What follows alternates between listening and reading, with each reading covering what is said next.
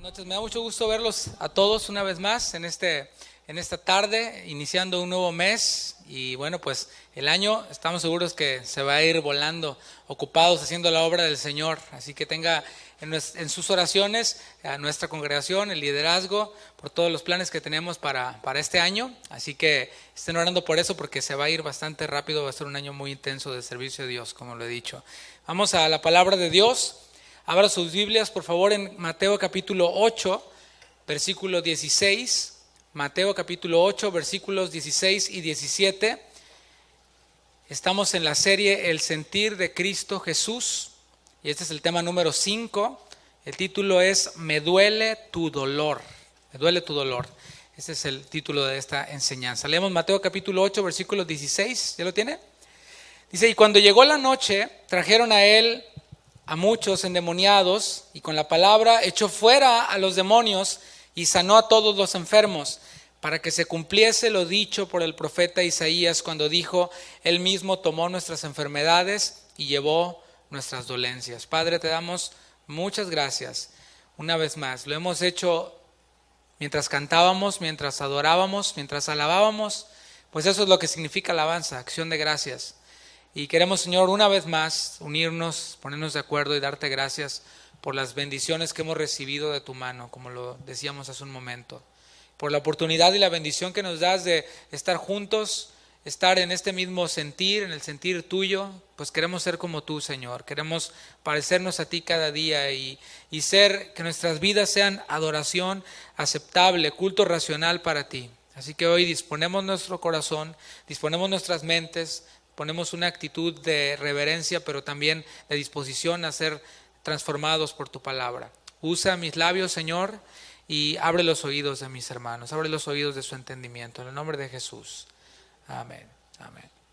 Como dije, estamos en la serie El sentir de Cristo Jesús, y esta serie tiene como enfoque animarnos a servir al Señor. Y no solo animarnos a servir, sino hacerlo de acuerdo al modelo de Jesús. No existe un manual para servidores, ¿verdad? No existe, quizás lo hay, pero no tenemos como tal nosotros un manual como servidores, y no hay otro manual más seguro que la palabra de Dios. No hay otro manual más seguro que el ejemplo mismo de Cristo Jesús. Los textos base de esta serie son Filipenses capítulo 2, versículo 5, desde el 5 hasta el 11. Y algo interesante es que Filipenses 2, en el versículo 7, el apóstol Pablo relaciona la semejanza con los hombres con una forma de siervo. Ahí va a aparecer en la pantalla Filipenses 2, versículo 7, en la versión Palabra de Dios para Todos. Dice, al contrario, Él se quitó ese honor, está hablando de Jesucristo. Él se quitó ese honor, dice, aceptó hacerse un siervo y nacer como un ser humano. ¿Ves la conexión? Y lo afirma después, dice, al vivir como hombre. En otras palabras, y ya lo hemos dicho antes, hombre, es decir, cuando digo hombre me refiero al hombre y a la mujer. Hombre de la raza humana es igual a siervo. Todo hombre es un siervo por naturaleza. Aquí es donde entra el pero. Si no es salvo, ese hombre, quien no es salvo, es siervo, es esclavo del pecado. Pero si es salvo, si es hijo de Dios, es siervo de la justicia, esclavo de Dios, esclavo por amor. Romanos capítulo 6, versículo 17, que ya lo hemos dicho, pero queremos estarlo reenfatizando con otros matices más. Dice Romanos 6, 17, pero gracias a Dios que aunque erais, ¿qué? A ver, dígalo fuerte, otra vez. Pero gracias a Dios que aunque erais esclavos, y esa es la palabra doulos, es la misma palabra en el original que leímos en Filipenses 2.7, donde decía siervos. Aquí usa la traducción esclavos, pero en el original es la misma palabra. Dice, esclavos del pecado, habéis obedecido de corazón a aquella forma de doctrina a la cual fuisteis entregados. Y libertados del pecado, vinisteis a ser ¿qué? Y esa palabra siervos es la palabra otra vez doulos, la misma que se usó en el versículo 17 para esclavos, la misma que se usó en Filipenses 2.7 para siervo. Así que es la misma palabra, porque como dije, todo hombre es un siervo, sea del pecado o sea de la justicia. Y Cristo Jesús no fue semejante a nosotros en relación con el pecado. Es decir, Él fue semejante a nosotros en todo. Se cansaba, dormía, le daba sed, le daba hambre. excepto en el pecado. Nosotros pecamos porque por naturaleza somos pecadores. A causa de Adán nos fue transmitido el pecado y por eso pecamos. Pero Jesús fue concebido por el Espíritu Santo sin pecado y Él nunca pecó. Así que en todo, menos en el pecado, Jesús fue semejante a nosotros. Por lo tanto, Jesús es nuestro perfecto ejemplo de servicio a Dios. ¿Tú qué opinas? Y por lo tanto se nos manda en su palabra a tener su misma forma de pensar, su misma actitud, su misma disposición, lo que la traducción le llama sentir. Jesús, y voy a hacer un pequeño repaso de las enseñanzas anteriores, Jesús ha estado en perfecta comunión con el Padre. Y esto llevándolo a nuestro contexto, para que nuestro servicio sea como el servicio de Jesús, sea agradable a Dios, hemos de estar en comunión con Él, con Jesús y con el Padre. No se concibe a un servidor, a un siervo de Dios, quien no está en comunión con Dios. En otras palabras, quien no abre la Biblia en toda la semana hasta que le toca servir o hasta que viene la predicación. Error, grave error. Se está sirviendo en la carne, ese servicio no es aceptable a Dios. Y hermanos, lo digo, pero así ocurre en ocasiones. Hay servidores quienes pues no leen la palabra en toda la semana, no oran en toda la semana, llega a la reunión, les toca servir y resulta que cuando andas un poquito ocupado no logras enfocarte de lleno en la palabra. ¿Y qué crees? Estuviste, pero como si no estuviste. Y ese servicio se vuelve un servicio desagradable a Dios. Volviendo a nuestro ejemplo en Cristo Jesús, Jesús cumplió con toda justicia. ¿Cómo? Al identificarse con el ministerio de Juan el Bautista, con el ministerio profético. ¿Cómo lo traducimos a nuestro tiempo? Para que nuestro servicio sea agradable a Dios, para que sea como el de Jesús, hemos de estar sujetos a la autoridad delegada por Dios en nuestra iglesia local. Jesús, y algo muy interesante, lo dijimos, no se identificó con el ministerio corrupto de los fariseos, quienes estaban en el templo. Los fariseos estaban haciendo su rollo ahí en el templo, corrupto, tenían venta ahí de cosas en el templo, cosa que Jesús después pues arregló, sino que Jesús se identificó con el ministerio de Juan en el desierto, ministerio que fue menguando para que Jesús fuera creciendo. Así que esto nos dice algo a nosotros. Hemos de identificarnos con un servicio a Dios en una iglesia local, la cual exalta a Jesucristo. ¿Se va entendiendo hasta acá? ¿Vamos bien? ¿Sí? Ok. Otro punto que hemos visto es que Jesús enseñó y alimentó a la multitud. Lo tocó mi hermano Juan de una manera buenísima. Jesús enseñó y alimentó a la multitud. ¿Cómo lo traducimos a nuestro contexto? Nuestro servicio a Dios comienza con la gran comisión. ¿Se acuerda cuál es la gran comisión? Ir por todo el mundo, predicar el evangelio, haciendo discípulos y enseñándoles todas las cosas que hemos aprendido, ¿verdad? Pero también siendo sensibles a sus necesidades terrenales. Es decir, no solo predicándoles, no solo enseñándoles, sino también atendiendo y siendo sensibles a sus necesidades terrenales. El día de hoy vamos a continuar meditando en esto. El ministerio o el servicio de Jesús tuvo mucho que ver con atender a las necesidades de las multitudes. Volvamos a nuestros textos base en Mateo capítulo 8, versículo 16. Dice, y cuando llegó la noche, trajeron a él muchos endemoniados y con la palabra echó fuera a los demonios y sanó a todos los enfermos, para que se cumpliese lo dicho por el profeta Isaías cuando dijo, él mismo tomó nuestras enfermedades y llevó nuestras dolencias. En el versículo 16 se mencionan a los endemoniados. ¿Sí? ¿Sí lo ve? Versículo 16. Dice que le trajeron a él muchos endemoniados, y esa palabra endemoniados viene del griego daimonizomai, y el significado es estar poseído por demonios. La palabra de Dios en muchas ocasiones describe a los endemoniados como atormentados. No sé si usted recuerda, y era atormentado, le trajeron a un endemoniado quien era atormentado por un demonio. Bueno, estaban atormentados porque ellos mismos no tenían control de sus actos, sino que los demonios eran los que los dominaban. Los demonios eran los que en uno de los evangelios narra que uno de estos endemoniados se tiraba al piso, se revolcaba y se hacía daño a sí mismo. ¿Por qué? No era él, sino era los demonios quienes lo estaban dominando para que se hiciera daño a sí mismo. Sin embargo, Jesús echaba fuera a los demonios, al menos por dos razones, que lo vemos en la palabra. Uno era evidenciar que la derrota de Satanás había comenzado. ¿Se acuerdan? Lo vimos en la serie de parábolas. Al Jesús liberar a los endemoniados, a los atormentados por demonios, estaba dando a entender que que la derrota del reino de Satanás había comenzado.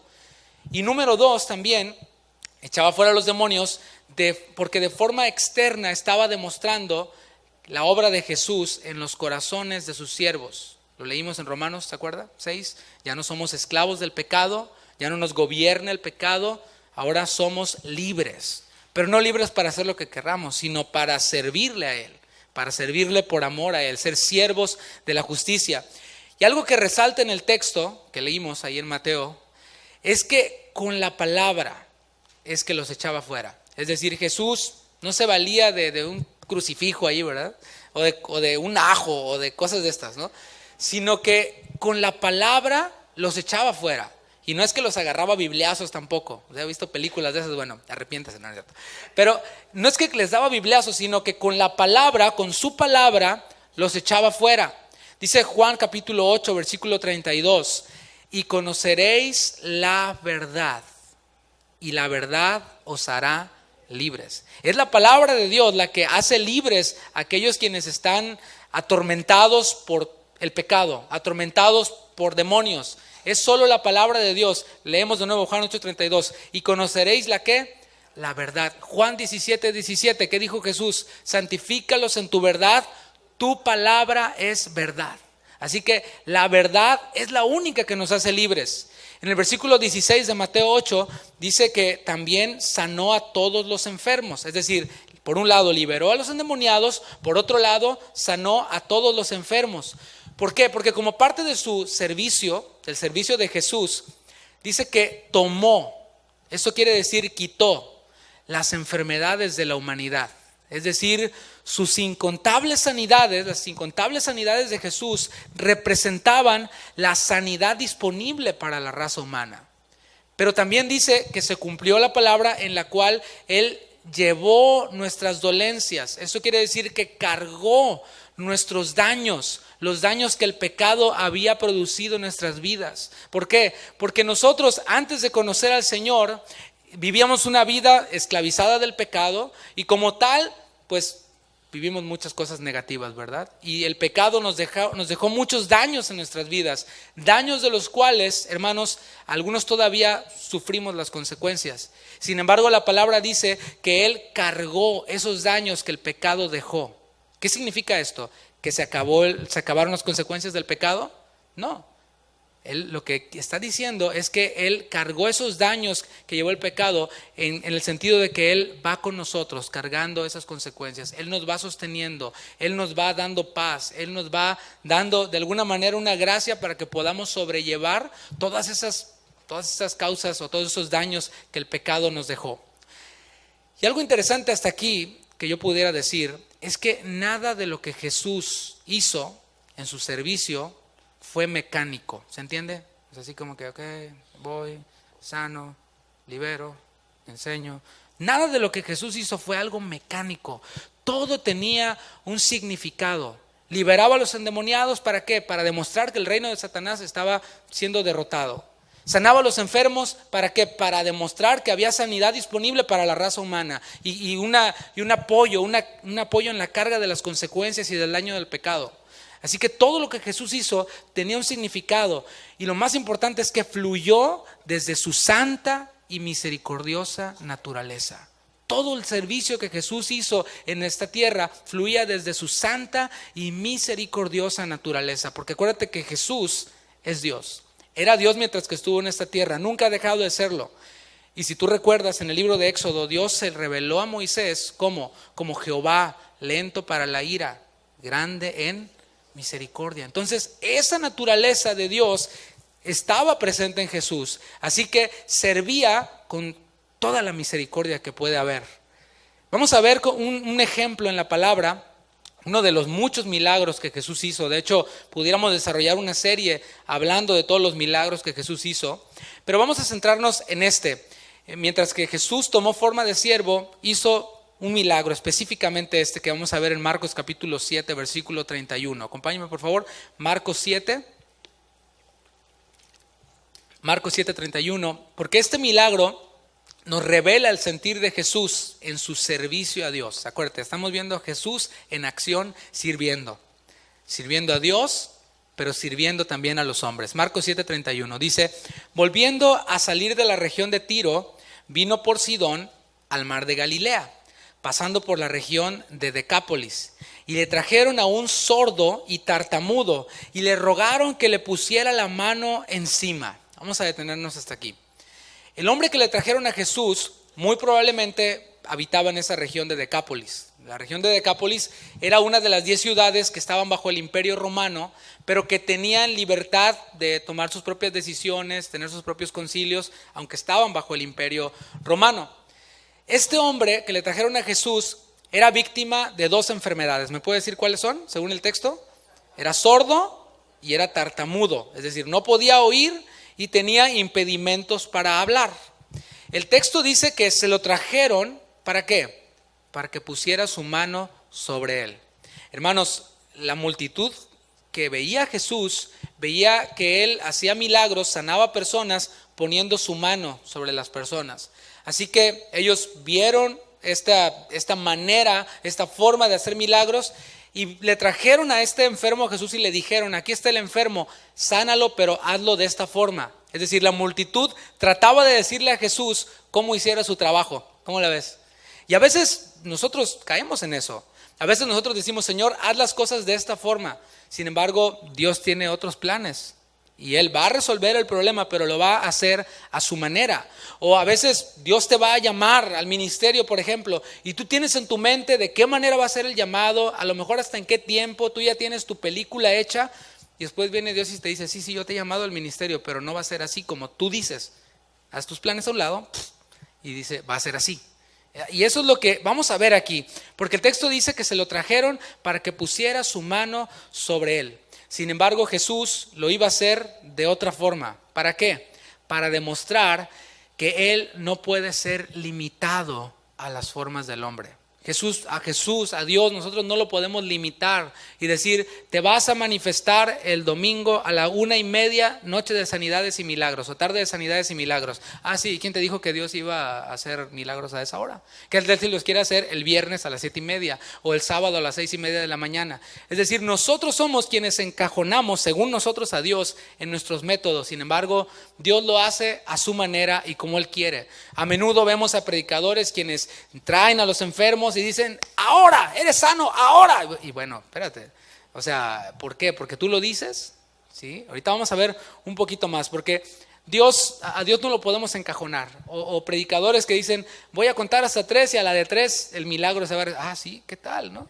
Bueno, ahí tienes a la multitud diciéndole a Jesús cómo hacer las cosas. Vamos a ver un poco más, versículo 33. Y tomándole aparte de la gente, o sea, el enfermo lo tomó aparte. Fíjate lo que hizo: metió los dedos en las orejas de él y escupiendo tocó su lengua. No perdamos de vista algo, hermanos. No piense un poquito en este acto, ¿no? Ahí está en la palabra, búscalo en su Biblia, lo está viendo. No perdamos de vista algo. El hombre era sordo, no podía oír. Así que ¿cómo te comunicas tú con un sordo? Pues a señas, ¿verdad? Con señales, porque por más que tú le hables, no te escucha, no logras comunicarte con él.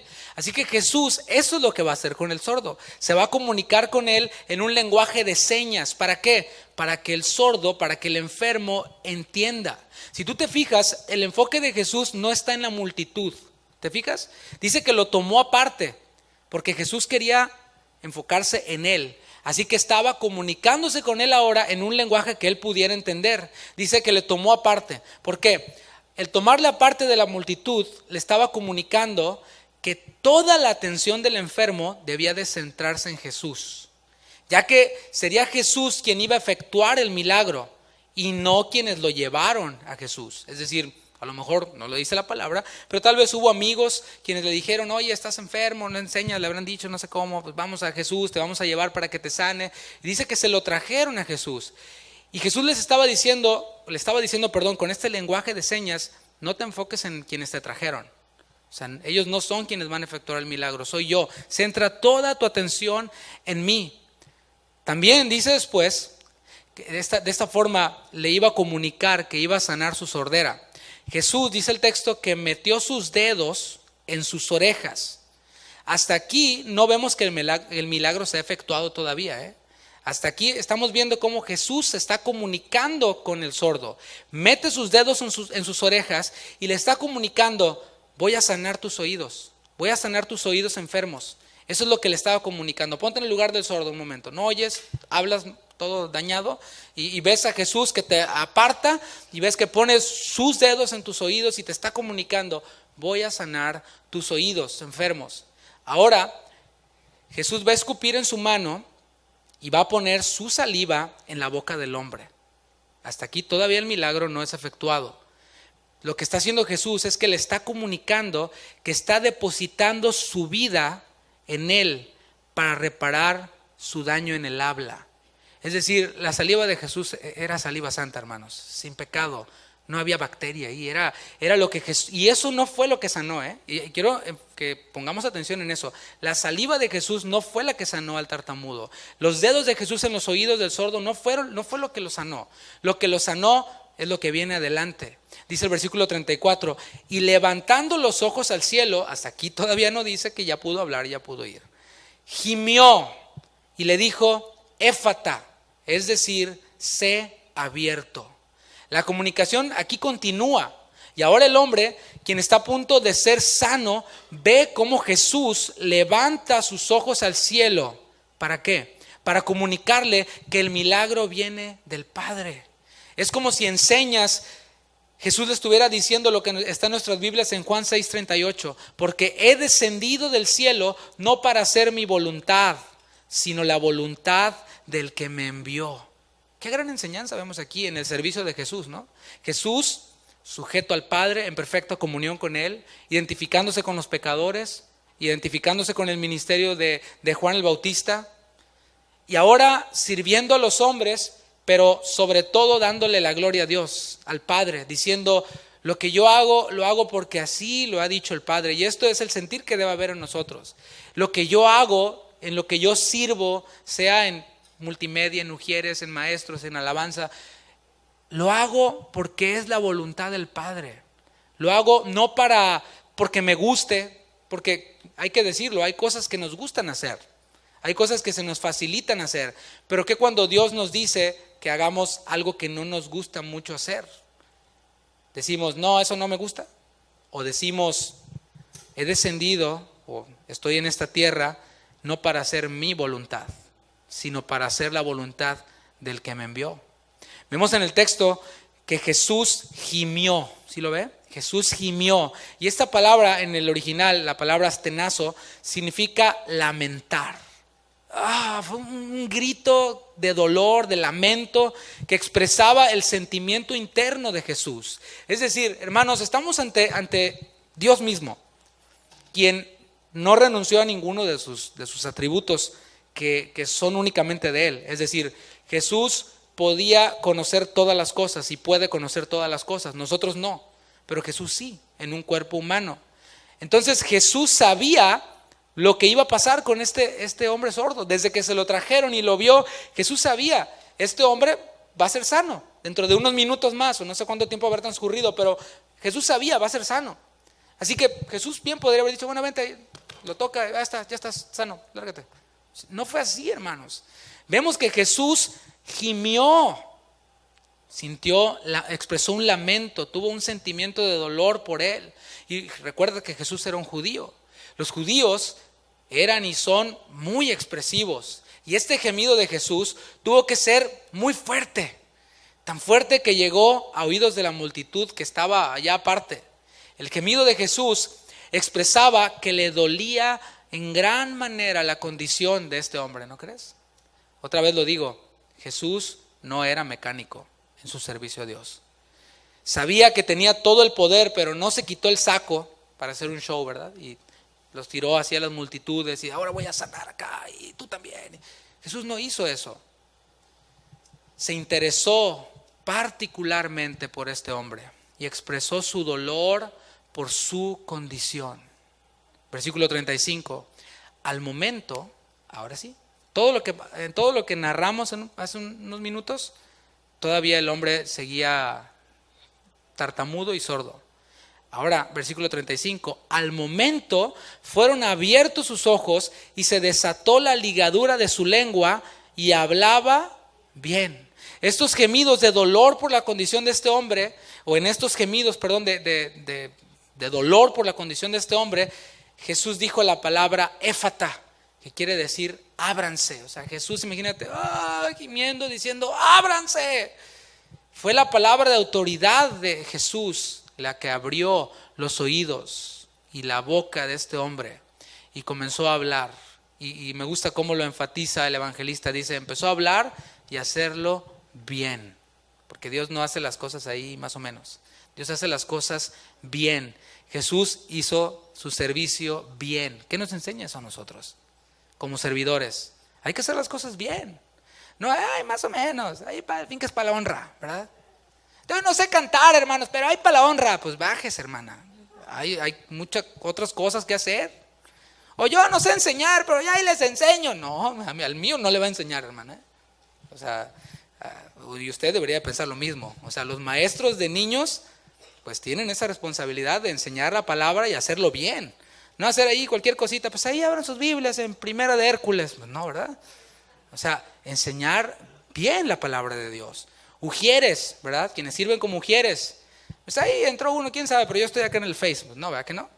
O sea, no, o sea, hacerlo bien. ¿Por qué? Porque lo hacemos para Dios. Porque tenemos el sentir de Cristo Jesús y Jesús hizo los milagros y no los medio hizo, ¿verdad? Los hizo bien. Versículo 36. Aquí vemos el impacto de un servicio santo con otros. Y les mandó que no lo dijesen a nadie, pero cuanto más les mandaba, tanto más iban y lo divulgaban. Y en gran manera se maravillaban diciendo, bien lo ha hecho todo. ¿Eso dicen de nosotros, hermanos? Aquí estamos hablando de la multitud, no eran discípulos, porque si fueran discípulos hubieran obedecido lo que Jesús les dijo, ¿no? O sea, Jesús les dijo, no lo digan a nadie, ahí van a decirlo. Bueno, eso nos revela que no eran discípulos, eran multitud.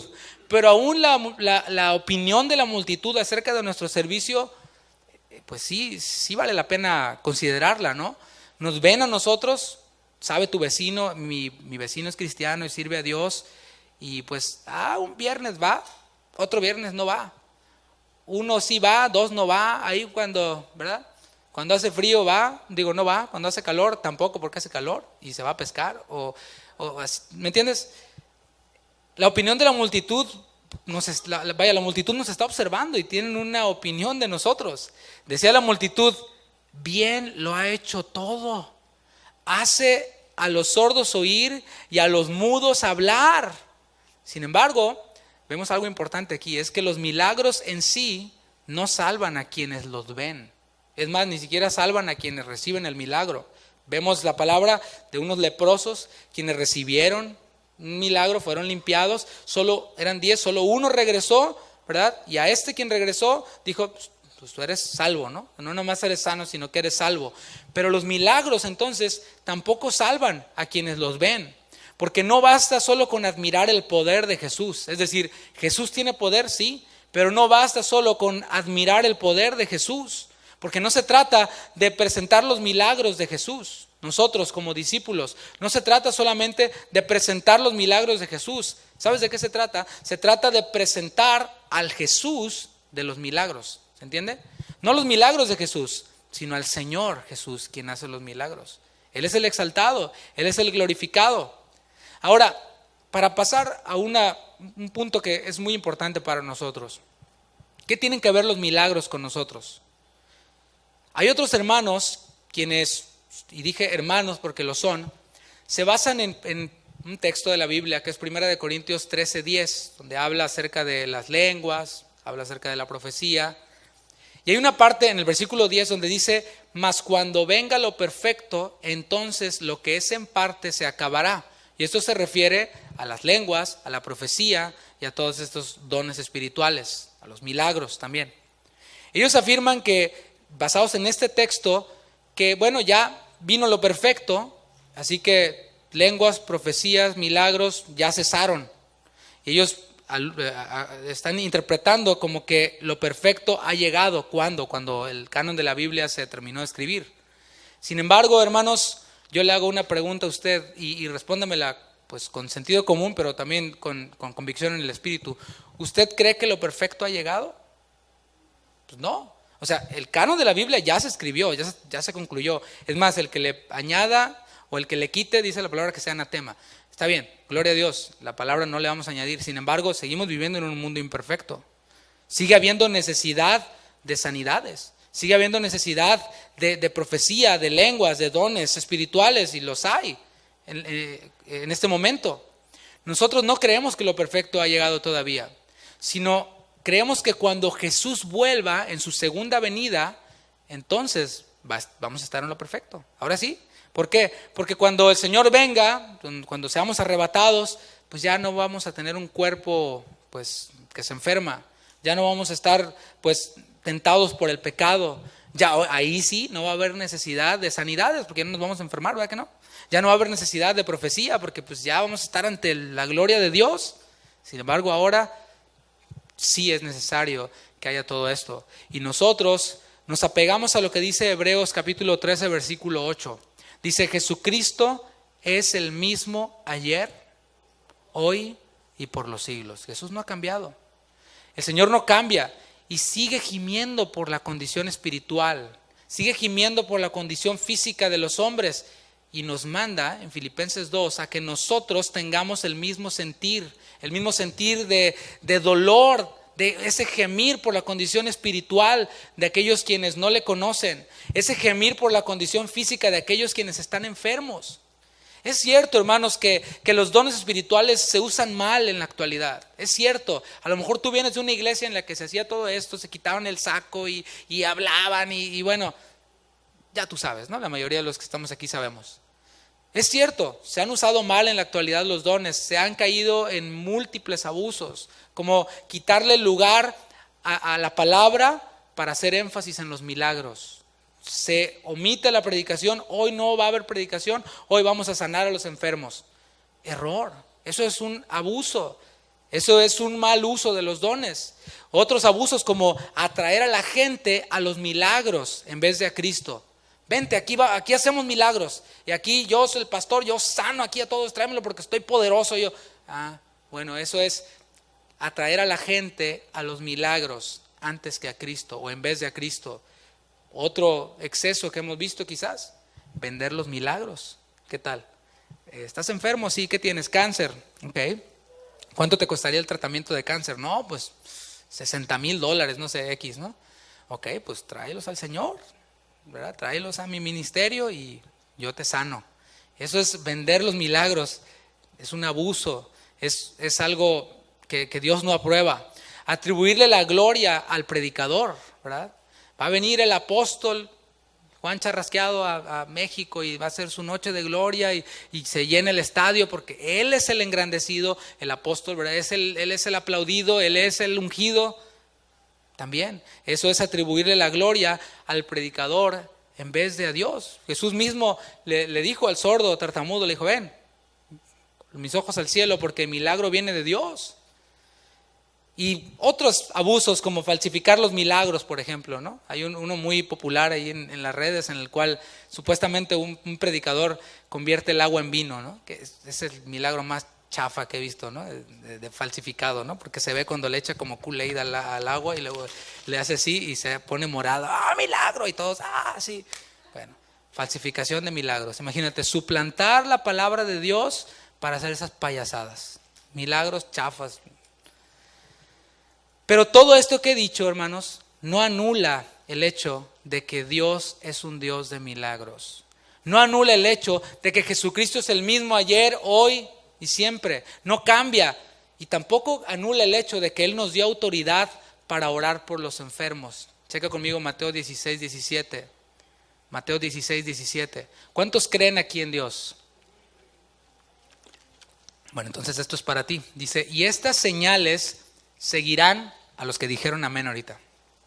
En mi nombre echarán fuera demonios, hablarán nuevas lenguas, Tomarán en las manos serpientes y si bebieren cosa mortífera no les hará daño. En el libro de los Hechos vamos a ver eso. Sobre los enfermos pondrán sus manos y sanarán. Muchos de nosotros, hermanos, evitando caer en los excesos de las iglesias en donde salimos, hemos caído en el otro lado del caballo, ¿verdad? Nos caímos del otro lado del caballo. Antes nos caíamos de este lado del caballo, ahora nos caemos de este otro lado del caballo, no nos quedamos arriba. Hemos caído en el otro extremo. ¿En cuál? En el de decir, sí, yo creo en milagros. ¿Cuántos creen en milagros aquí? Así, fácil. Sí, decimos, yo creo en milagros. Pero nos alejamos de situaciones en las que la oración de sanidad es necesaria. Vemos a un enfermo y como que le sacamos la vueltita, ¿no? No, yo no me meto ahí mejor, ¿verdad? Y si ya no nos queda de otra, aplicamos ese trillado y mecánico dicho de Señor, si es tu voluntad, sánalo, ¿verdad? ¿Para qué? Para disfrazar nuestra incredulidad. Esa es la realidad. O sea, así como que no, pues yo no estoy ni muy seguro si se vaya a sanar. Entonces decimos, Señor, si es tu voluntad, que se sane. Y eso no es más que incredulidad disfrazada. Hay que dejar de ser mecánicos, hermanos, y tener el sentir de Cristo Jesús. Gemir de dolor al ver a los enfermos, acercarnos y orar con fe. No, Señor, si es tu voluntad, sánalo, amén. No, orar con fe para que el Señor les sane. Orar con fe para que el Señor les salve. Santiago 5:14 dice y pregunta, Santiago, ¿está algún enfermo entre vosotros? Yo pregunto aquí, ¿habrá alguien enfermo entre nosotros? ¿Sí? Diga sí o no. Llame a los ancianos de la iglesia y oren por él, ungiéndole con aceite en el nombre del Señor. Podemos orar unos por otros pidiendo sanidad al Señor. Dice Santiago 5:16, si vas ahí unos 2 versículos adelante, dice, confesaos vuestras ofensas unos a otros. ¿Y qué? Y orad unos por otros. ¿Para qué? Para que no más digan, Señor, si es tu voluntad te sane. No, oren para que sean sanados. O sea, con ganas de que se sane el otro. Mira, si yo me enfermo y vas a orar por mí así, mejor ni ores, ¿eh? No, la verdad. O sea, si vas a orar por mí, ven y ora por mí para que sea sano. La oración eficaz del justo puede mucho. En nuestras vidas, hermanos, debe reflejarse ese dolor por el dolor de los otros y la fe para creer que Dios puede sanar sus dolencias. Es decir, no nos ayuda en mucho solamente saber que Jesús es poderoso, que Jesús es el mismo ayer, hoy y siempre, que Jesús es Dios, que fue concebido sin pecado, que vivió una vida santa, que murió, que resucitó al tercer día, que ascendió al cielo, está a la diestra del Padre. O sea, no nos sirve de mucho que nos sepamos toda la teología, si a la hora de orar por alguien salimos con ese mecanismo de, sí, no, Señor, si es tu voluntad, amén, ya está bien. Y no va a ser que se sane, entonces. Santiago 1:6 dice, pero pida, ¿cómo? Con fe. ¿Qué es fe, hermanos? Eso es pregunta básica, ¿eh? Esa es pregunta de básica. ¿Fe qué es? Fe es confianza, así, digamos traducción así literal. Fe es confianza. Yo te pregunto, ¿tú confías en que Dios puede sanar a un enfermo? Bueno, pida con esa fe, con esa confianza. Y luego enfatiza y dice, no dudando nada, porque el que duda es semejante a la onda del mar. ¿Las has visto ahí en Galveston?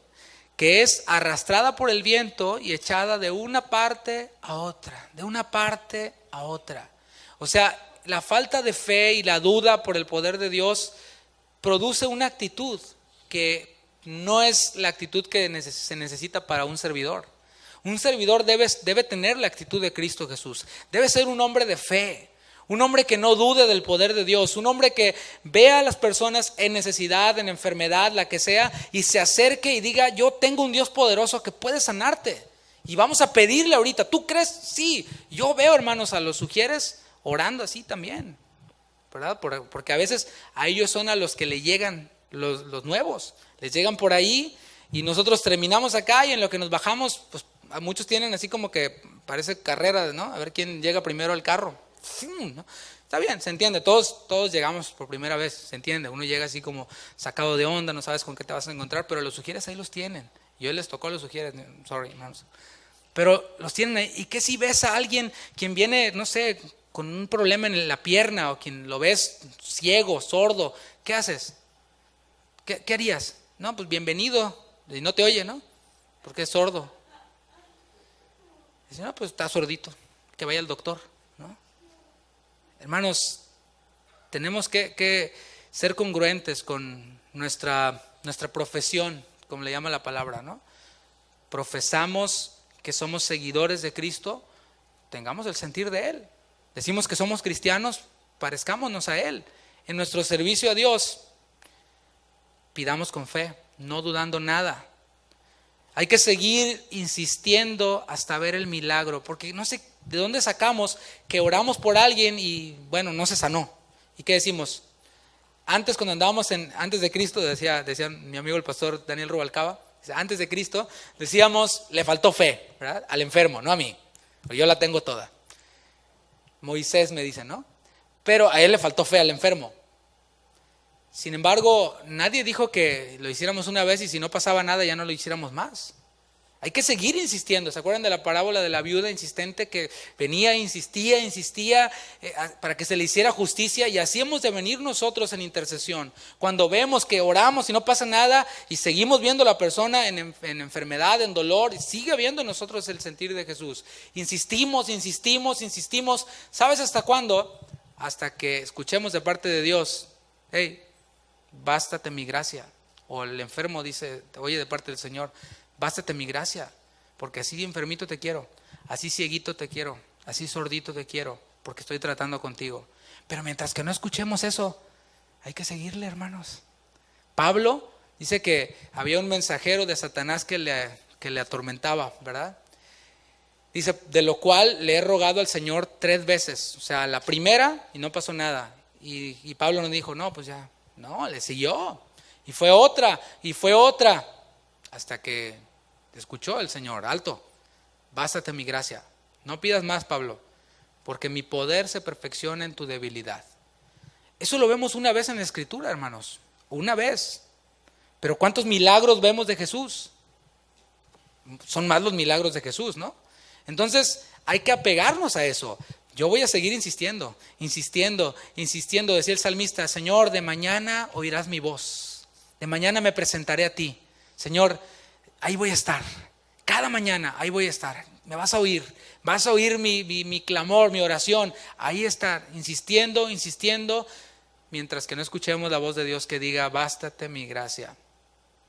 Debemos de guiar a los enfermos a Jesús, tal y como Jesús mismo lo hizo con este sordo tartamudo. Lo llevó aparte, ¿para qué? Para que se centrara en Él. Así que nuestro servicio a Dios tiene que ir acompañado del sentir de Cristo Jesús, que es que nos duela el dolor del otro, pero sobre todo que lo llevemos y que lo centremos a Jesucristo. No debemos de olvidar que aunque es importante que la gente sea sana, lo más importante es que sea salva. Porque, piénsalo, todos aquellos quienes fueron sanos por Jesús, después se murieron, ¿no? O sea, a lo mejor se enfermaron. Este sordo tartamudo a lo mejor pasó un camello y lo atropelló y lo mató después, ¿no? Y ya ahí se acabó. No sabemos, ¿no? Andaba en el freeway de camellos y un accidente pasó, ¿no? Lo más importante es que las personas sean salvas. Todo incrédulo, y aquí déjame aplicarlo de esta forma, todo incrédulo, toda persona que no conoce a Cristo es un sordo que no puede oír la voz de Dios. No puede oír la voz de Dios. Lee la palabra y no la entiende. No es hasta que viene el Espíritu Santo y lo lleva a ese texto en el cual le dice, eres pecador, y se abren sus oídos espirituales y ahora continúa oyendo a Dios. Pero también su pecado le impide hablarle a Dios. ¿Te ha pasado? ¿Conoces a alguien quien es incrédulo y dice, yo rezo y Diosito no me oye? Pues no te va a oír, hijo, porque estás peleado con Él. Dice la palabra que estamos en enemistad con Dios, o estábamos en enemistad con Dios cuando no le conocíamos. Dice que éramos enemigos de Dios.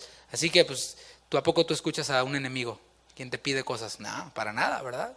Es lo mismo Dios. Dios no escucha a los enemigos. La única oración que escucha a Dios de sus enemigos es, Señor, perdóname. me arrepiento de mis pecados. Ahí entonces se abre la comunicación con Dios. Y ahí es en donde entra nuestro papel como, fíjate cómo se llama la palabra, reconciliadores. Que a través de nosotros vean a Dios, o que vean cómo Dios se interesa por ellos. Nuestra empatía por la enfermedad de otros causa este efecto de que otros ven cómo Dios se interesa por ellos. También vemos que Dios les puede sanar y al recibir ese milagro se sensibilicen para recibir el evangelio. Es posible. Así que no tenemos nada que perder con orar por un enfermo que es incrédulo.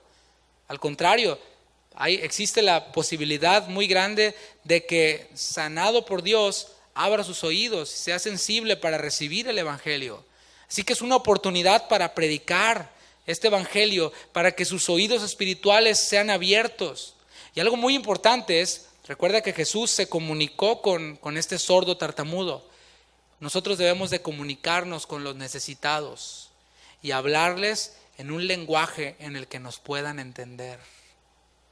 ¿Me explico? Saber cuál es la necesidad que tienen. Lo ves enfermo, dices, ¿verdad? El sentido común te dice, necesita sanidad. Sabes que es incrédulo, el sentido común te dice, necesita ser salvo. Así que, ¿qué es lo que vas a hacer? Vas a sensibilizarte, vas a orar por su necesidad, por su enfermedad, le vas a predicar el evangelio, pero por favor, imita el sentir de Jesús. Hazlo en un lenguaje en el que te pueda entender. No le digas, mira, la unión hipostática, no te va a entender. Te va a decir, ¿what? ¿Verdad? O te quieras poner a hablarle de cosas, no, fíjate que el apocalipsis y los jinetes y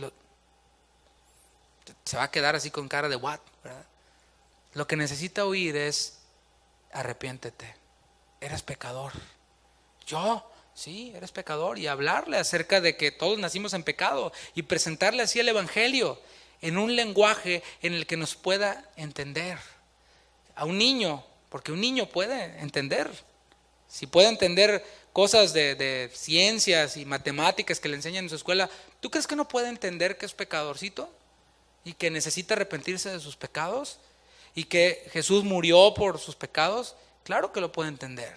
Así que háblale en su idioma, en un idioma o un lenguaje en el cual te pueda entender.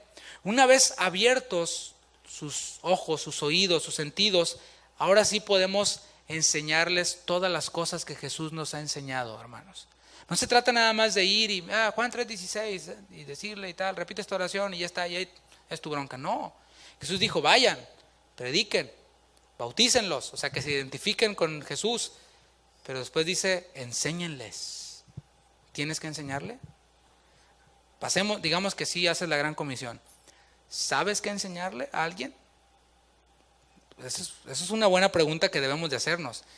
¿Qué le enseñarías a tu hijo, por ejemplo? Supongamos que no le enseñas nada y dices, bueno, mañana voy a empezar a enseñarle a mi hijo porque me habló la palabra, me tocó y pues creo que tengo que dejar de ver tanta televisión y dedicarle tiempo a mi hijo, sacarle el dispositivo, ¿verdad? El aparato electrónico y que tengamos comunicación cara a cara y cuando hable con él le pueda enseñar algo.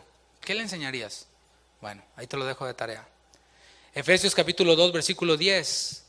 Dice, porque somos hechura suya, creados en Cristo Jesús. Dice la palabra que el que está en Cristo es nueva, ¿qué? Nueva criatura. Está en Cristo, inmerso en Cristo, es una nueva criatura. Así que creados en Cristo Jesús, ¿para qué? Para que nos exhibamos y mira qué nueva criatura soy, qué tremendo, ¿no? No nada más para eso, porque sí nos ven nuestras buenas obras y glorifican a Dios. Pero dice, creados en Cristo Jesús para buenas obras, las cuales Dios preparó de antemano para que anduviésemos en ellas. Piensa en esto. El lunes va a ir tu hijo a la escuela, ¿verdad? O tu hija, si está en la escuela. El domingo en la noche tú le vas a preparar su uniforme, mamá, ¿verdad? Le vas a preparar su uniforme planchadito, listo ahí, su desayuno, no sé si le dejas algo listo. Tú ya preparaste de antemano lo que tu hijo necesita para ir a la escuela. Pero imagínate que tu hijo se va así en pijama a la escuela y deja todo lo que hiciste, ¿no? Pues está muy loco, ¿no? Bueno, Dios preparó de antemano buenas obras para que andemos en ellas. La pregunta es, ¿estamos haciendo esas buenas obras que Dios preparó? para que andemos en ellas. Juan capítulo 15, versículo 13. Cuando hablamos de enseñarles a otros, ya fíjate cómo el estándar se va subiendo. Es primeramente el identificarnos con ellos, dolernos con su dolor, después de ahí hablarles el evangelio, predicarles las buenas nuevas, pero hay otro nivel que es enseñarles. Y esa enseñanza requiere de nosotros tiempo. Fíjate bien, para prepararnos. O sea, ahora mismo yo estoy enseñando la palabra. Bueno, esto que yo estoy enseñando ahora me costó tiempo preparándolo. Entonces, si tú vas a enseñar a otro, y me encanta que en los devocionales de servidores están enseñando, se están aventando al ruedo y ahora sí ya saben lo que se siente, ¿verdad? Ya se identifican conmigo y con los que enseñamos, ¿no? Eso es maravilloso. Requiere tiempo, ¿verdad? Preparar una enseñanza para hablarle a alguien. Requiere tiempo preparar algo para que le enseñes a tus hijos. Si les das devocionales, que les puedas, oye papá, ¿y qué significa esto? Hoy mis hijos me hizo una pregunta, mi hija, una pregunta así como que me dio, caray, me sacó un poquito de base en el momento, ¿no? Y ya después tuve que concentrarme y responderle bien, porque estaba leyendo Éxodo, y en Éxodo ahí salió una pregunta que ella hizo y yo estaba haciendo otra cosa, y caray, ¿no? Entonces ya me acerqué y le respondí, ¿no? Pero hemos de estar llenos de la palabra. ¿Eso se da desde dónde? Desde la comunión con Dios. Entonces, hemos de prepararnos para poderles enseñar a otros. Tiempo para preparar lo que les vamos a enseñar y tiempo para enseñarles. Y dice Juan 15:13, nadie tiene mayor amor que este, que uno ponga su vida por sus amigos. El tiempo que les das primeramente para preparar lo que les vas a enseñar y el tiempo que les das para enseñarles, es una manera de mostrarles el amor que el Espíritu ha derramado en tu corazón, en mi corazón, Romanos 5:5. La marca de un siervo de Dios es que no se aísla y piensa solo en sí mismo. Un siervo de Dios no piensa así. No vemos a Jesús así, aislado. Las multitudes allá en necesidad y Jesús aislado. Estos fariseos son unos tranzas, son unos... No. Vemos que la marca de un siervo de Dios es que no se aísla y piensa solo en sí mismo, en mí, sino que cuando sale al mundo, se duele con el dolor de otros y hace algo por resolverlo. Orar por otros requiere de nuestro tiempo. Estoy hablando ahora de la oración. Esta oración requiere de nuestro tiempo y hace más largos nuestros tiempos de oración privada. Si tú oras 5 minutos y dices y estás orando y dices, Señor, te pido por mi abuelita, te pido por mi carro, te pido por mi perrito, te pido por mis hijos, te pido por mí. Pero fíjate bien, cuando tienes el sentir de Cristo, incluyes a otros en tus oraciones y tus tiempos de oración se hacen más largos. Conoces los nombres por quienes oras, ¿verdad? Señor, te pido por el hermano, el peloncito ¿cómo se llama? ¿No? Bueno, primero así es, pero ya después te acercas, lo conoces más. Señor, te pido por, y dices el nombre, ¿verdad? Y te aprendes el de él, de sus hijos, y nuestros tiempos de oración se hacen más largos. Salir a orar por otros requiere de nuestro tiempo y requiere también de nuestros recursos para trasladarnos, para la gasolina, ¿verdad? Orar por otros requiere de fe, requiere de confianza en que Dios los puede sanar y confianza en que Dios les puede salvar. Todas las veces que aparece un milagro en la Escritura, siempre aparece relacionada a la palabra pistis en griego, o fe en español. Tiene que ver con los milagros, la fe. Nuestra responsabilidad, ya para concluir, nuestra responsabilidad ante Dios está, escúchalo bien, fuera de la iglesia y dentro de la iglesia. Si somos hijos de Dios, somos por naturaleza siervos de la justicia. Y nuestra responsabilidad como siervos de Dios, como siervos de la justicia, está fuera de la iglesia y está dentro de la iglesia. ¿Querías más trabajo? Su comunión con el Padre, la comunión de Jesús con el Padre, era la que producía esa identificación con el dolor de los demás. Mientras más tiempo pasamos en comunión con Dios, en su palabra, más conocemos el sentir de Cristo y lo duplicamos. Fluye natural. No es como que sales y dices, a partir de ahora tengo que dolerme con el dolor de los demás. Tengo que dolerme con el dolor de los demás. Sí, eso es mecánico. Si no lo hay, No es un switch. Ahorita no voy a orar por ti y lo vas a recibir. No. Pasa más tiempo con Dios. Y verás cómo el sentir de Cristo empieza a manifestarse en tu vida de una manera que dices, esto no estaba en mí. Y es el Espíritu Santo quien nos guía a nosotros. Los que somos hijos de Dios somos guiados por el Espíritu de Dios a exaltar a Cristo. La comunión de Cristo con el Padre era la que producía su identificación con el dolor de los demás. Puedes estar en cualquier ministerio sirviendo, pero también hay que quitar un poquito la vista de lo que hacemos para ver dónde hay necesidad. Y por qué no, en algún momento dejar el servicio que tenemos para dolernos con el dolor de los demás. Hace unos meses, un hermano me dijo, no voy a poder ir a la reunión. Y le digo, ok, ¿por qué? Si se puede saber, ¿no? Es que hay un familiar mío quien está en necesidad y ahora mismo está en necesidad y voy a ir a orar por él. Gloria a Dios, gloria a Dios. De esas faltas necesitamos en la iglesia, ¿verdad? Ojalá todos faltaran ¿verdad? Para hacer esa obra de Dios, ¿no? No como que, estaba cansado. Pues no estamos haciendo aeróbics aquí, ¿verdad que no? Ni zumba, ni nada. Están sentaditos y están bien acojinaditas las sillas, ¿verdad? Pero vemos que había ese sentir, esa es la actitud, o sea, está bien, a ver cómo le hacemos aquí, pero atiende a tu familiar quien está en esa necesidad que se tiene que atender en ese momento y aquí te vamos a estar apoyando en oración. Ese es el sentir de Cristo Jesús. La comunión de Jesús con el Padre producía esa identificación con el dolor de los demás. Cuando servimos, ya sea fuera o dentro de la iglesia, no debemos de perder de vista dos cosas. Número uno, servimos a Dios. La más importante, ¿verdad? Servimos a Dios. Lo que yo hago, lo hago para Dios. Si toco la guitarra, lo hago para Dios. Si predico, lo hago para Dios. Si enseño a niños, lo hago para Dios. Para su gloria. Para Él es que lo hago y eso es lo que le da, digamos que el toque a mi servicio a Dios. O sea, como sé que lo hago para Dios, no importa si hay 2 personas. Yo le canto y le toco como si hubiera 1,000,000, ¿verdad? No importa, ¿por qué? Porque Dios está recibiendo mi adoración. Pero número 2 también, servimos a los hombres, no nos olvidemos de eso. No es tampoco como que, yo sirvo a Dios, no me importas. No, servimos a Dios y servir a Dios y estar conscientes de eso nos mueve a recordar que servimos a los hombres. Nuestro servicio no es solamente para cumplir, ya cumplí.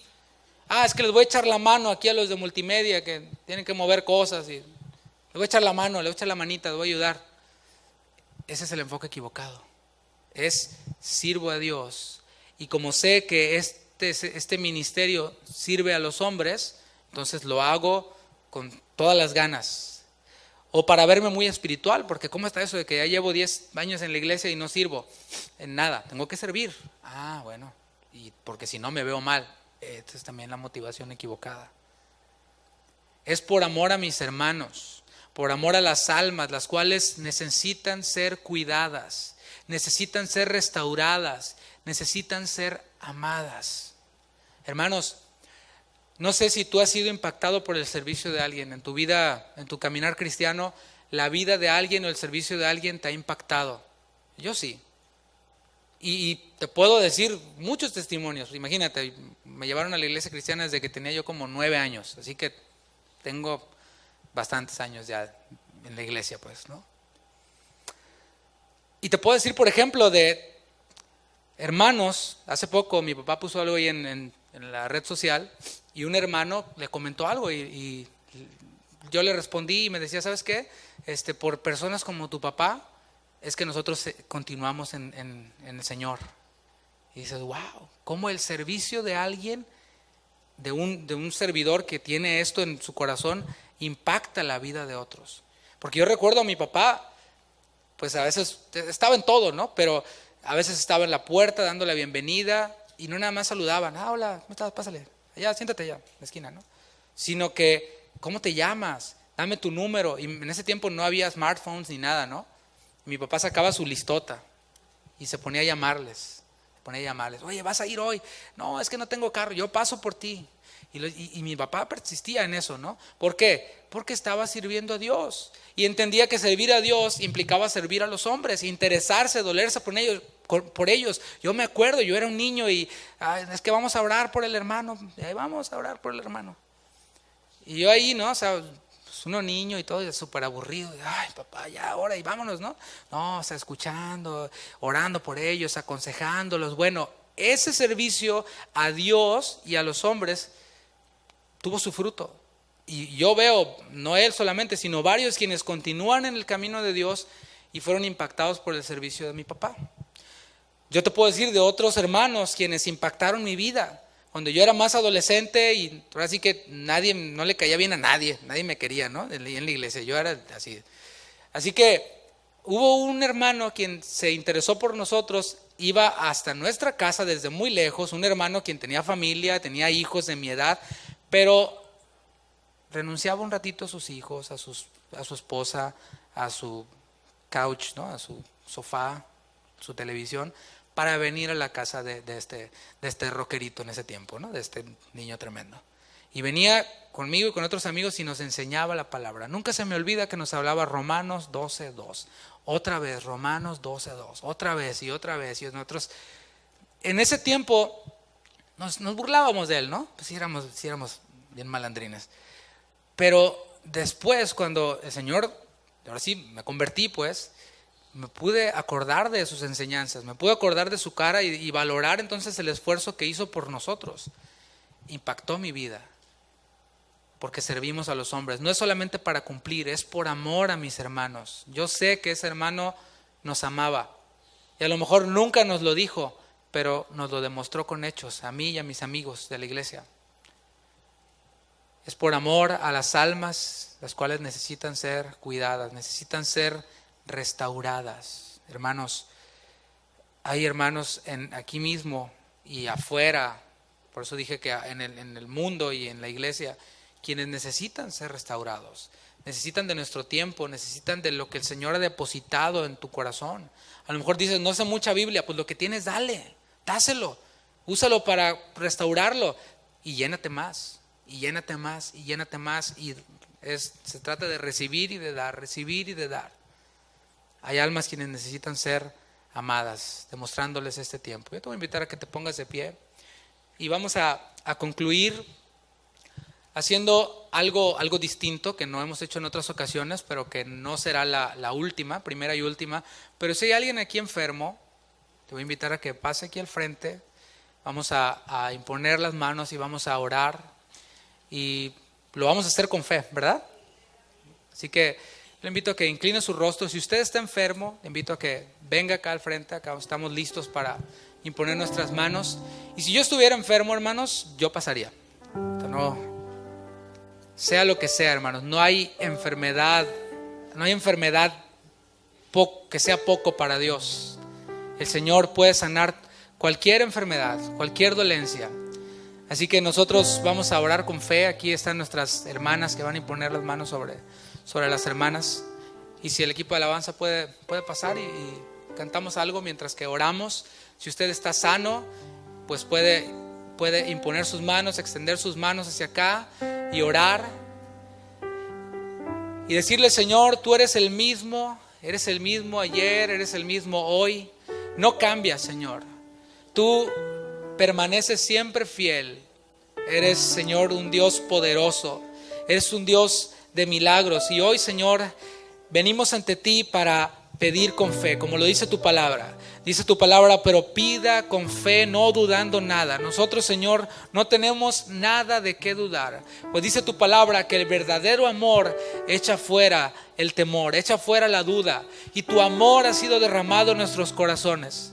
Y hoy, Señor, venimos con esa confianza, con esa fe, pidiéndote por cada uno de nuestros hermanos quienes están padeciendo alguna dolencia en su cuerpo. Señor, no hay enfermedad que sea chiquita para ti. Tú te dueles con nosotros. Tú te preocupas por nosotros. Tú deseas que nuestros cuerpos estén bien, para que nuestros cuerpos puedan glorificarte a ti, puedan alabarte a ti. Y hoy, Señor, con fe te pedimos que sanes a cada uno de mis hermanos. Puede ser una enfermedad pequeña, puede ser una enfermedad difícil de curar, de tratamientos difíciles, puede ser una enfermedad incurable según la ciencia, pero nosotros, Señor, confiamos en que tú puedes sanarnos. Y hoy, Señor, te pedimos que lo hagas. Te lo pedimos, te lo rogamos que lo hagas, si es tu voluntad en este momento o si es tu voluntad en otro momento, sea para tu gloria, sea para tu alabanza, Señor. Pues tú serás exaltado, tú serás glorificado. Y hoy, Señor, te damos a ti toda la gloria, te damos a ti todo el honor.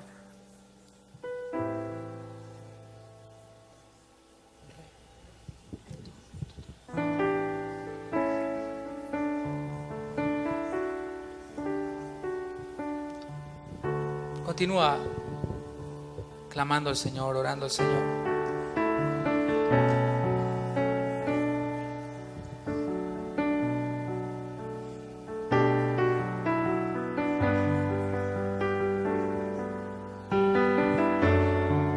Gracias, Señor.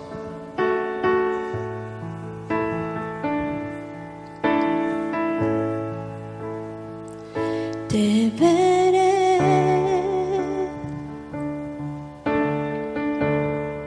en la hermosura de tu santidad.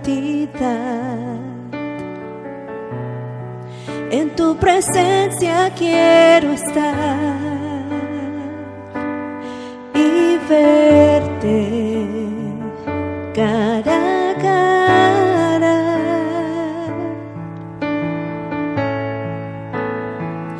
Te veré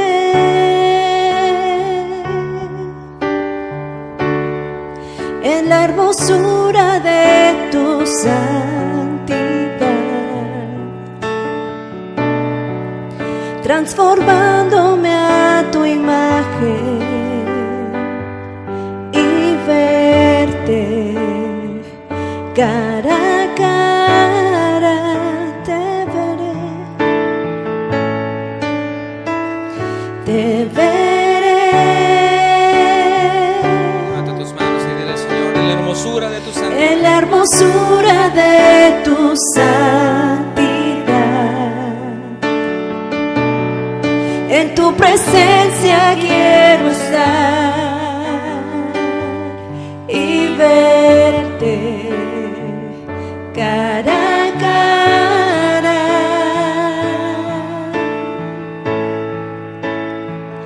Te veré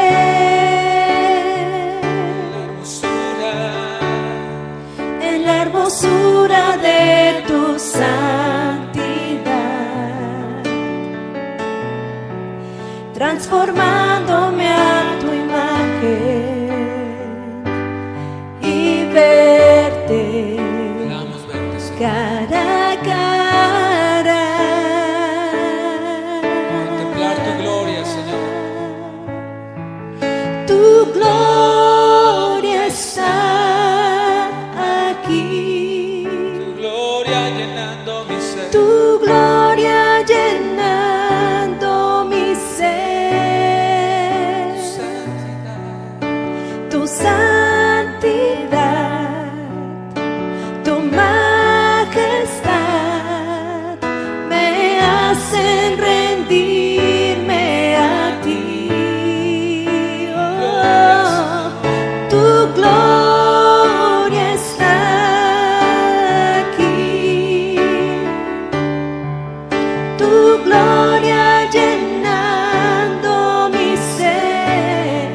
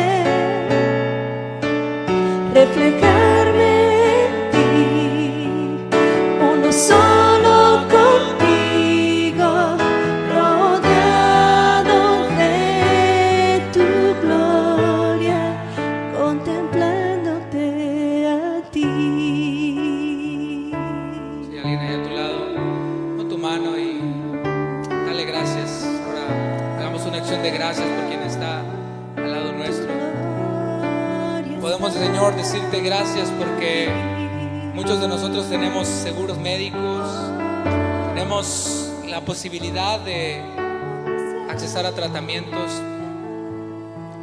Tenemos, Señor, a un hermano, tenemos una congregación que se duele también por nuestro dolor y intercede por nosotros. Así que hoy, Señor, queremos agradecerte por eso. Queremos servirte como tú serviste, Jesús. Servirte con integridad, servirte con pasión, no de forma mecánica, no de forma avariciosa de fama o de reconocimiento, sino sabiendo que servimos a un Dios poderoso, a un Dios glorioso. Y queremos, Señor, adorarte, darte la gloria con nuestras vidas, con tus manos levantadas. Dale gracias. Gracias, Señor. Puedes decirle, Señor: Santo, Santo Dios, poderoso Rey, tu gloria llena la tierra. Hoy me postro a ti, te adoro, Dios, en tu trono alto y sublime estás.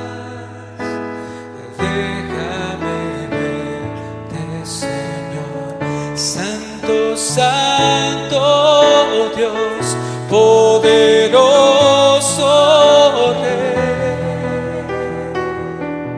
tu gloria llena la tierra. Hoy me postro a ti, te adoro, Dios, en tu trono alto y sublime estás. Déjame verte. Una vez más, dile: Santo, Santo, Santo Dios, poderoso Rey, tu gloria llena la tierra. Hoy me postro a ti, te adoro,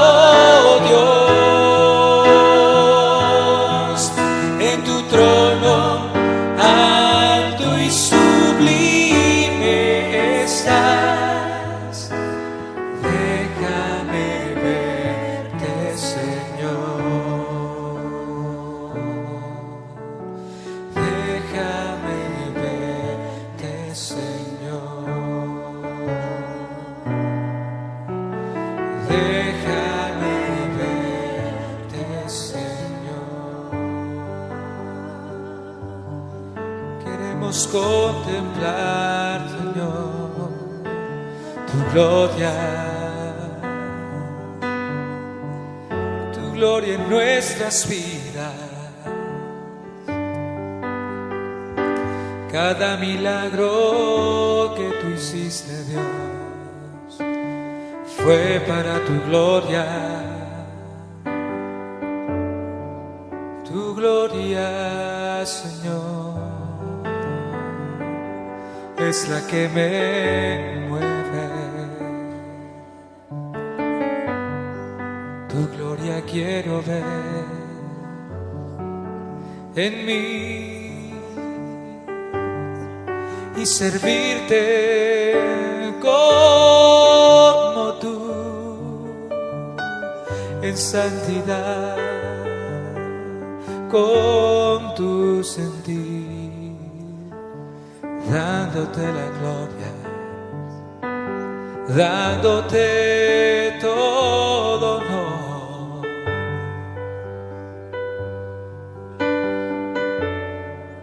Tu gloria quiero ver en mi vida, en mi familia, en mi congregación. Sé exaltado, sé glorificado, Señor.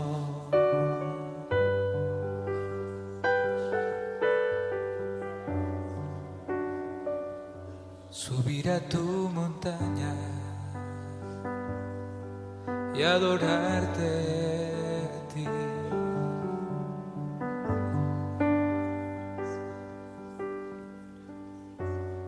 Déjame subir a tu montaña,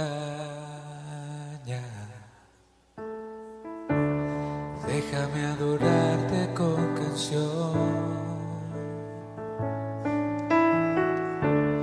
Déjame entrar a tu santo lugar. Yo quiero adorarte, yo quiero adorarte con pasión. Ven y purifícame, Señor. Ven y purifícame, Señor. Ven con tu carbón, toca mis labios. Ven con tu carbón, toca mis labios. Quiero subir a tu santo lugar. Yo quiero adorarte con pasión. Dile: Santo, Santo, Santo Dios, poderoso Rey, tu gloria llena la tierra. Hoy me postro a ti, te adoro, Dios. En tu trono alto y sublime estás. Déjame verte, Señor, Santo, Santo Dios, poderoso Rey. Gloria llena la tierra. Hoy me postro a ti, te adoro, Dios. En tu trono alto y sublime estás. Déjame verte, Señor. Déjame verte. Déjame verte, en mi vida, en mi congregación, en mi salud. Déjame ver. Dile una vez más: déjame verte, Dios, en tu gloria. Déjame verte. Dile la última vez: déjame verte a ti. Déjame verte, Señor. Gracias, Señor. Gracias, Padre, por lo que tú haces. Gracias por lo que haces en nuestra congregación. Nos recuerdas por medio de tu palabra que sigues siendo el mismo y que tienes todavía muchos milagros por hacer en nuestra congregación para tu gloria, a tu manera y en tu tiempo. Nosotros continuaremos teniendo fe y teniendo este sentir por aquellos quienes están en alguna enfermedad, pero sobre todo por aquellos quienes no te conocen, Padre. Gracias, Jesús. Gracias. Puedes darle un fuerte aplauso a nuestro Dios. Gloria a ti, Señor. Gloria a ti, Señor, ahora y siempre. Gracias, Jesús.